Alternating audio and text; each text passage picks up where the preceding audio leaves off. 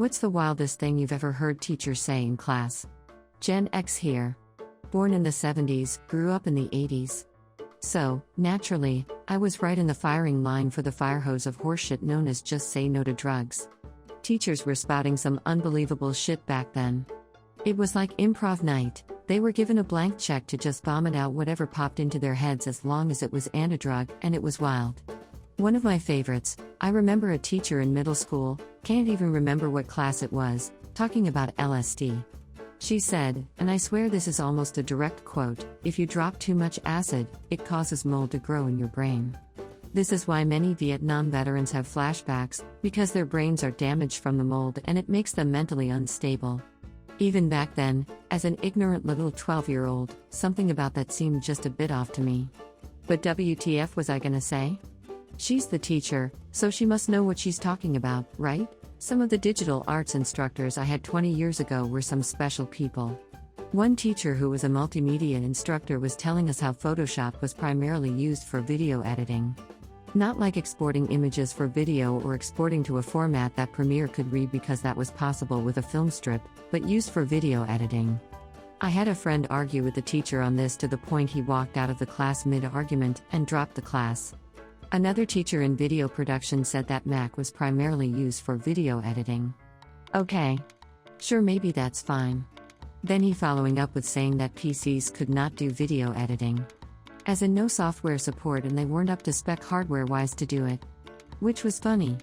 Because I was doing most of my work at home on a okay at best for the time Windows computer because the school Macs had nothing but problems.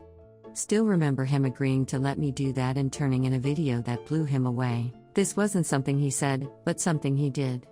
We had a student teacher for 9th grade algebra. The class was all girls and one boy. The boy's name was Ruben, and this story is the only reason I remember this kid at all.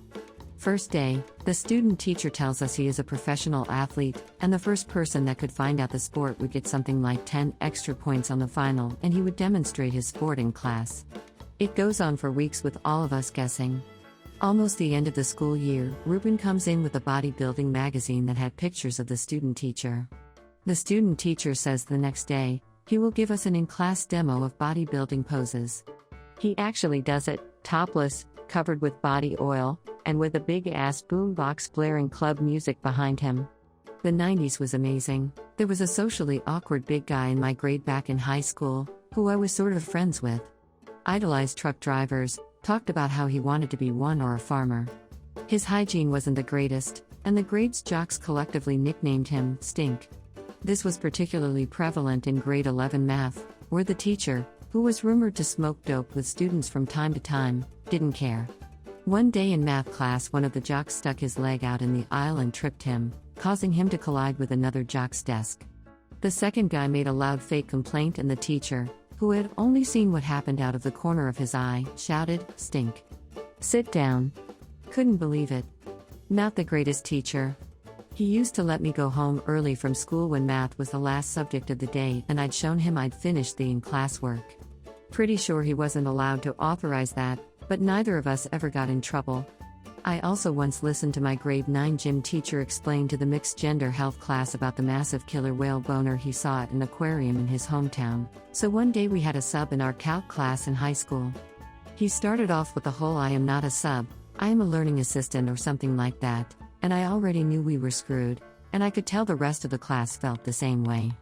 Some of his gems from just that one day: the engineers who designed the Twin Towers were responsible for 9/11. His reasoning was that they should have predicted it and used a better steel. "I am single-handedly responsible for keeping the internet alive during 9/11. He worked at Verizon, which he claimed was the only cell service still operating. Can't confirm that one. So for this group project I want you all to work individually." Also don't remember the exact quote, but he said he gave up a high-paying engineering job to teach students. Seems like a pretty big downgrade to me. Also spent 30 out of a 45-minute class lecturing the importance of calculus. We were all going into engineering of some type, and we kinda already knew that. As months went by, both of my sisters ended up with him as a sub at some point, and they told similar stories.